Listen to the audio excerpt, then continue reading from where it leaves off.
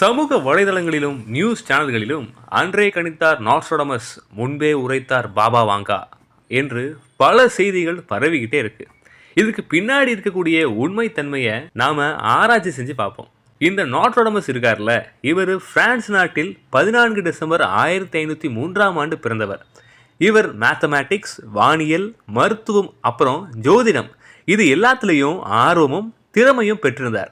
இவர் என்னத்தான் university of mount பில்லரில் மருத்துவம் படிக்கும்போது அதன் விதிகளை மீறி மருந்துகளை உருவாக்கி விற்பனை செய்ததாக அந்த பல்கலைக்கழகம் அவருடைய படிப்பை தடை செய்திருந்தாலும், அந்த காலத்துல தீவிரமா பரவின பிளேக் நோய்க்கு இவருடைய மருத்துவம் நல்ல முறையில செயல்பட்டதுனால இவருக்கு நல்ல புகழ் கிடைச்சது.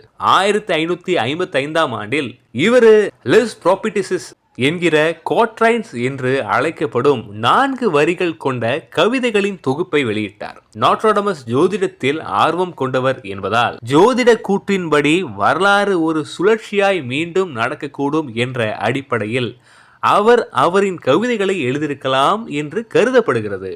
முக்கியமாக அவர் எழுதி வெளியிட்ட முதல் பதிப்பில் உள்ள கவிதைகளில் அவர் கூற வரும் கருத்தை வாசிப்பவரின் புரிதலுக்கு விட்டுவிட்டார். இதன் காரணமாக பின் நாட்களில் இதை மொழிபெயர்ப்பு செய்த ஒவ்வொருவரும் அவர்களின் சிந்தனைக்கு ஏற்றாற்போல் இதை மாற்றி மாற்றி திரித்து எழுதி கொண்டே வருகின்றனர். இதனால தான் கிட்டத்தட்ட 500 வருஷத்துக்கு முன்னாடி வாழ்ந்த ஒரு நபர் இந்த காலத்தில் நடக்கக்கூடிய நிகழ்வை கணிச்சாரு அப்படின்னு நம்ப முடியாத ஒரு சில செய்திகளை சொல்றாங்க.